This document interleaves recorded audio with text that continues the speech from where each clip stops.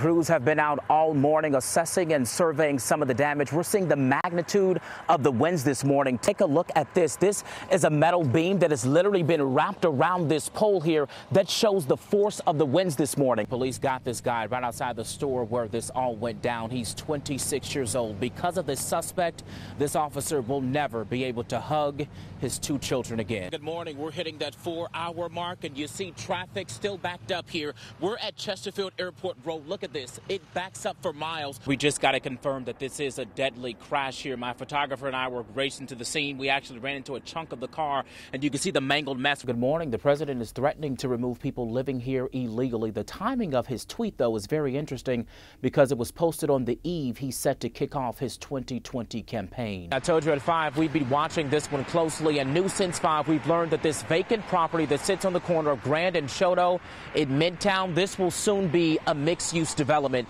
Turn to your screen because when it's all said and done, we're told it'll look like this. We're just chasing that cup, baby. It's going to be lit in downtown St. Louis. Let's go. I like the energy this morning. 2 suspects in custody, but I want to toss things over to Emma Hogue. She is live at the hospital where this officer was taken. Emma, tell us more. What do you know from that scene? The owner says his worker was pistol whipped by 2 guys, and he must have gotten a really good look at these guys on surveillance video because he says it's the same 2 guys who robbed this place just a few weeks ago. Good morning. We're hitting that 4-hour mark, and you see traffic still backed up here. We're at Chesterfield Airport Road. Look at this. It backs up for miles. We're going to swing around because they're actually pushing this traffic here to Chesterfield Commons East to go up and back around. Right there. You see Chesterfield police blocking the traffic here on Airport Road because the morning commute is going to be long. I've been speaking with drivers all morning. Some have said they sit here for several hours. Others say I've just been waiting for about 45 minutes. Either way, your morning commute will be impacted. There is still no idea, no timeline of when that accident will be cleared on eastbound 64 where those 2 semis collided, killing 1 person. MoDOT says they have no idea. So when they let us know, we'll let you know. But right now, you better avoid that area because you won't be able to get on eastbound 64 in the Chesterfield Valley area. We're live in the Chesterfield Valley this morning. I'm Justin Andrews, News 4. A popular shopping area in the county became the core of an investigation. Look at it from Sky Zone 4. It was a sizable scene yesterday afternoon.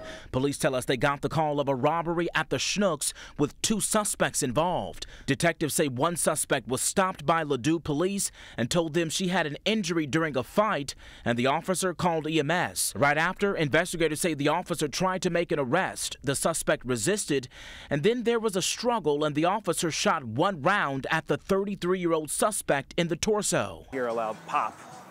I knew automatically it's a gunshot, screamed. The female suspect is expected to be okay, but we have been pressing police to give us answers.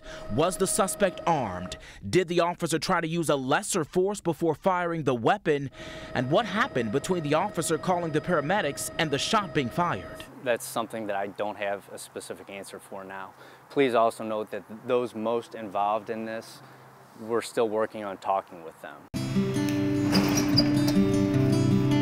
Just call him the breadwinner. I mastered how to make the bread. That's William Love, a 23-year-old making dough in more ways than one. It's like you can run the whole bakery on your own. Manager Kevin Turnbull guides these guys in the kitchen. They're real good guys. They really surprise me at times. Every day, 7 a.m., they're here. We love being on Cherokee Street. At Bridge Bread Bakery Shop on the south side. Our kitchen is run entirely by staff, all of whom were experiencing homelessness when they started here. Including William and Kevin. That's the whole design here, to hire people experiencing homelessness. But it's way more. It's choking me up even to talk about it because that's such a giant step. After being inspired by a discussion of poverty at church, Dromke and his wife started Bridge Bread in 2011.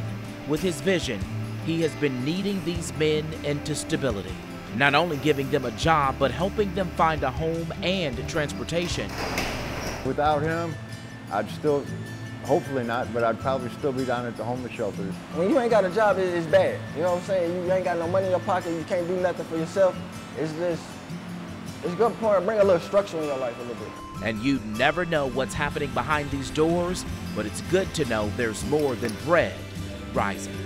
In South City, Justin Andrews, News 4. Yeah, News 4 has been sifting, getting to the bottom of this bizarre and lengthy bi-state investigation since we hit the air on News 4 this morning. Now, this afternoon, a child's narrative, dash cam video, and dozens of detectives should help us understand why.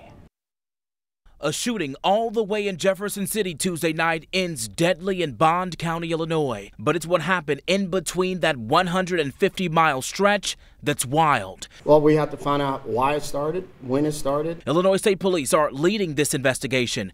Detectives say after the shooting in Jefferson City, 39-year-old Leslie Austin kidnapped his apparent 33-year-old girlfriend and her child. We have so much work to do here. We have a lot of more man hours. Hundreds and hundreds of man hours to put into this. State police say Austin wandered all over St. Louis metro highways and crossed over to Illinois. News 4 caught part of that chase. Somehow the mom and child escaped on Route 140 in Illinois, and police found her with several gunshot wounds. The child unharmed. Still trying to get away, police say Austin makes it near Shoal Creek, tried to carjack 67-year-old Gregory Price of Florissant, kills him but never gets away in the car.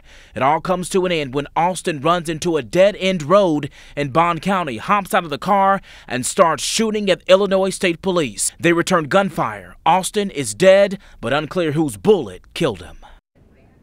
All right, so the woman undergoing surgery, I'm told she will survive. The child is with family. Investigators say the child's narrative of what happened will be critical because at this point there are no witnesses. Several dash cameras are being reviewed right now in hopes of learning more. This story is obviously developing, and News 4 has crews covering every single angle throughout the day.